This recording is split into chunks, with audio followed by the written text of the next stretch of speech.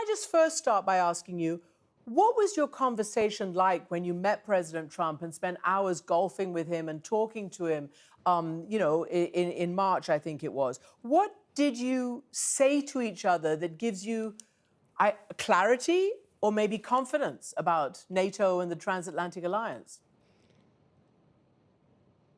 Yeah, I guess the starting point is to say what happens on a golf course stays on a golf No, course. no, no, no, But it no. does It needs give to you go context. I worldwide. mean,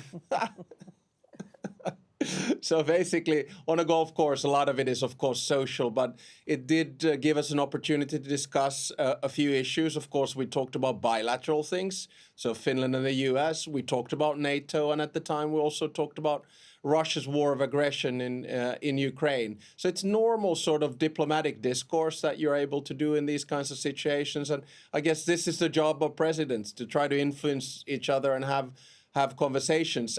I do say one thing, though. There's nothing so far that I have heard from the president or the president's administration or people around him which would sort of reduce the commitment of the United States to NATO. Quite the contrary, the Americans are pushing the Europeans and the other allies to take more responsibility. And I think the Americans are right for doing it. No, that's fine. But, I'm going to get back to that in a minute. But also President Trump, after a certain period of reaching out to Putin, trying to draw him in with honey, if you like, kind of blaming President Zelensky for all of this. He appears to be having a change of heart, at least publicly, after the Vatican meeting. And I believe you were sat next to President Trump during the funeral, the whole alphabetic thing. He said there was no reason for Putin to be shooting missiles into civilian areas, cities and towns. Makes me think that maybe he doesn't want to stop the war. He's just tapping me along and has to be dealt with differently. Then in the last 24 hours, J.D. Vance said Russia is, quote, asking for too much in concessions. Do you think they're having a moment of clarity, a change of heart? Well, I think, peace negotiations and negotiations about ceasefire are always very complex. And there's always a road that you take, and you have different steps on the road. And I think in the beginning, the Americans rightly tried to convince the Russians to join the negotiating table. But now I think the response that we're seeing from Russia is haphazard or actually negative. And now a lot of the American administration is rightly saying that time is running out. And that's why I think actually we should go for an immediate ceasefire. The Americans have suggested it. The Ukrainians have agreed to it. The Europeans support it. And the only one who doesn't want peace actually is Russia. I actually think the Americans want peace more than anything else. And now the tactique might be changing a little bit.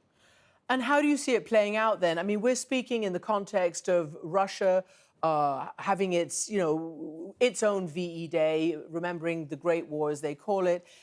President Xi has come to stand shoulder to shoulder with President Putin on the reviewing stand in the Kremlin. Actually, President Lula is expected there, of Brazil as well. But the Xi-Putin thing is a very clear message. I mean, they have a bridge. They have presented themselves to an extent as a kind of anti-US, anti-Western axis. And they clearly are looking for some space to jump into if the US abandons global leadership. Just describe what you think Russia and China are up to. Well, it's difficult to say. It's a little bit of a back and forth. You have to remember that in the early 1990s, the Russian and Chinese economy were the same size. Now China is over 10 times bigger.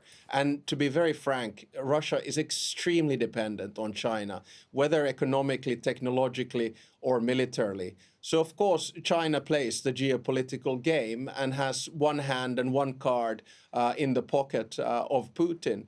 As far as Victory Day is concerned, I think it's very symbolic, obviously, for the Russians, but I think it should also be very symbolic for the Ukrainians and for us that promote Western values. So I think at this stage we really need to move forward with trying to make sure that we get this ceasefire and then start the peace negotiations. But there is a bigger geopolitical game being held here. And I think, of course, anytime there's a power vacuum, someone is going to fill it. And China is trying to do that at the moment. And I, of course, vote for the Americans to stay as engaged as possible.